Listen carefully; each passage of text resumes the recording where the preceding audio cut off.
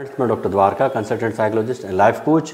उम्मीद करता हूँ आप खुश होंगे। आपकी खुशी और अधिक बढ़ जाएगी यदि आपको ये जानने को मिलेगा कि आप जो लगातार क्यूरीज जो सवाल मुझसे पूछने जा रहे थे, उसी पर आधारित मैंने वीडियो आज तैयार किया है और ये वीडियो आपके बहुत काम का है। तो आज हमारे इस वीडियो का टॉपिक है how to become a psychologist in India. India में साइकोलॉजिस्ट किस तरह बना जाए।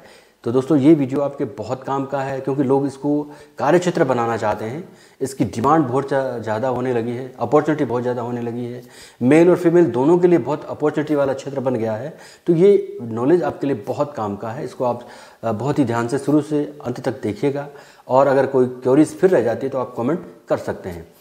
हम वीडियो में आगे बढ़े इससे पहले जानना ये ज़रूरी है कि साइकोलॉजिस्ट क्या करता है। दोस्तों साइकोलॉजिस्ट किसी भी व्यक्ति की, चाहे वो किसी भी लिंग का हो, किसी भी एज का क्यों ना हो, उसकी मेंटल प्रॉब्लम को समझता है। अगर कोई प्रॉब्लम है तो उन्हें ठीक करने की कोशिश करता है। बिहेवियरल प्रॉब्लम को समझता है, उसकी जो रिलेशनशिप प्रॉब्लम होती है उसको ठीक करता है, समझता है, ठीक करता है। और काउंसलिंग से जुड़ी हुई जितनी भी समस्याएं हैं, चाहे वो किसी भी एज की क्यों ना हो, चाहे वो मैरिज काउंसलिंग हो, चाइल्ड काउंसलिंग हो या किसी और तरह की काउंसलिंग क्यों ना हो, तो वो इस तरह की प्रॉब्लम को ठीक करने की कोशिश करता है। और वो ठीक कैसे करता है? वो ठीक करता है अपनी काउंसलिंग और अपनी थेरेपी के द्वारा। तो ये कार्य उसका होता है, वो मेडिसिन नहीं देता, वो अपनी काउंसलिंग और थेरेपी के द्वारा एक व्यक्ति की मेंटल, बिहेवियरल और अन्य तरह की जो प्रॉब्लम होती है उनको काउंसलिंग और थेरेपी से ठीक करने का कोशिश करता है और ठीक कर भी देता है। दोस्तों जो इसके लिए एलिजिबिलिटी क्या चाहिए? पहले लोग ग्रेजुएशन के बाद एक्सपीरियंस लेते थे और साइकोलॉजिस्ट बन जाते थे। आज स्थिति अलग है, आज आपको डीप नॉलेज लेना पड़ेगा। तो बीइंग अ साइकोलॉजिस्ट मेरा ऐसा मानना है आपको 11th और 12th में ही साइकोलॉजी ले लेनी चाहिए ताकि आपका डीप नॉलेज हो सके साइकोलॉजी के बारे में। आप साइकोलॉजी के इमोशंस, मोटिवेशंस, बिहेवियर, परसेप्शन, जिसमें बहुत सारी चीज़ें आती हैं परसेप्शन में, उनको आप अच्छे से पढ़ सकें, अच्छे से समझ सकें और उसकी प्रॉब्लम जो आती है उनको डीपली समझ करके लोगों की हेल्प कर सके, काउंसलिंग कर सके।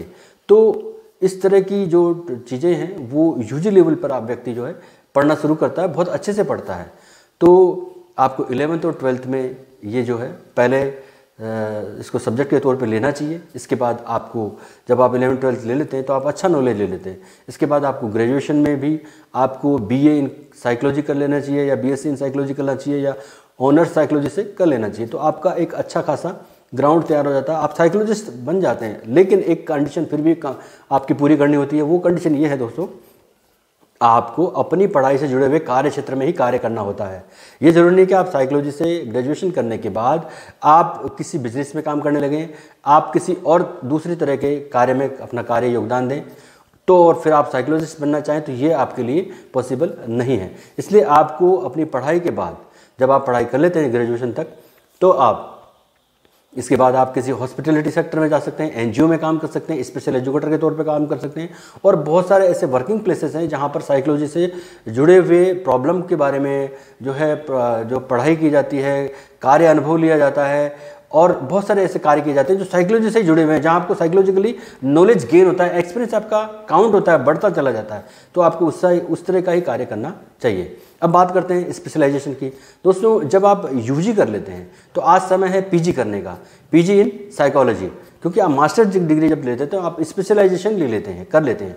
तो ये आपके लिए बहुत ज़रूरी है। एक समय था जब हम सिंपल डॉक्टर को भी बहुत अच्छी तरह से हम सोचते थे कि हमें वहाँ सब कुछ प्रॉब्लम दूर हो जाएगी, ठीक हो जाएगी। लेकिन आज क्या है, आज कार्डियोलॉजिस्ट के पास अलग जाते हैं, न्यूरोलॉजिस्ट के पास अलग जाते हैं, यूरोलॉजिस्ट के पास अलग जाते हैं।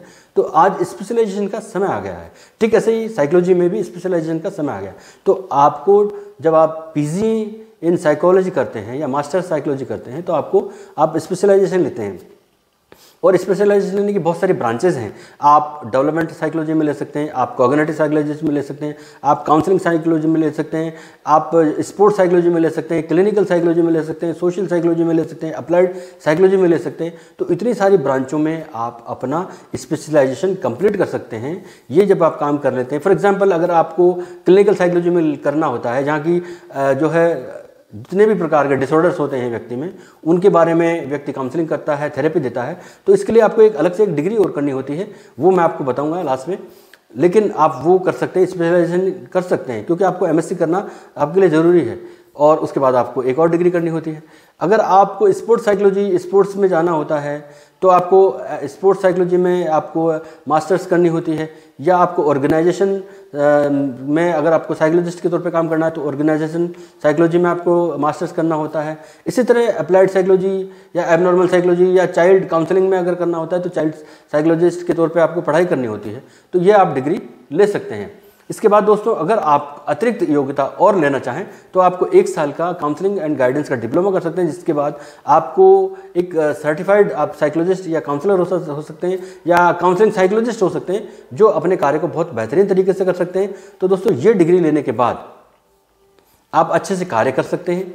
अगर आप फिर भी आप पीएचडी करना चाहते हैं तो पीएचडी या डॉक्टरेट की डिग्री ले सकते हैं, क्योंकि पीएचडी करने के बाद आपके पास जितना अतिरिक्त नॉलेज है वो भी आप ले लेते हैं और उस क्षेत्र में बहुत अच्छे से डीपली नॉलेज ले लेते हैं, और नो डाउट आपके पास डॉक्टरेट की डिग्री तो हो ही जाती है, तो आप अपनी प्रैक्टिस करते समय उसका यूज़ भी कर सकते हैं।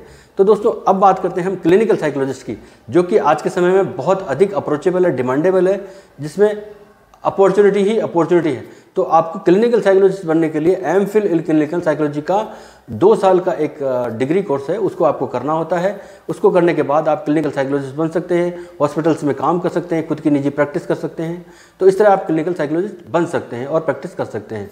ये बहुत ही अपॉर्चुनिटी वाला जॉब है, बहुत ही रिस्पेक्टेबल जॉब है, बहुत सारे अर्निंग का सोर्स भी है। अब बात करते हैं इसके बाद अर्निंग क्या रहती है।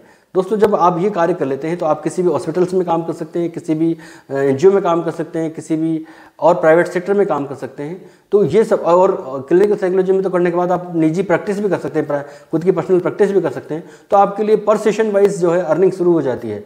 तो अगर हम किसी ऑर्गेनाइजेशन में जाने की बात करें तो ऑर्गेनाइजेशन में आपको इसकी जो अर्निंग है वो लगभग 25,000 से स्टार्ट होगी, जो आपकी एक्सपीरियंस के अनुरूप बढ़ती चली जाएगी।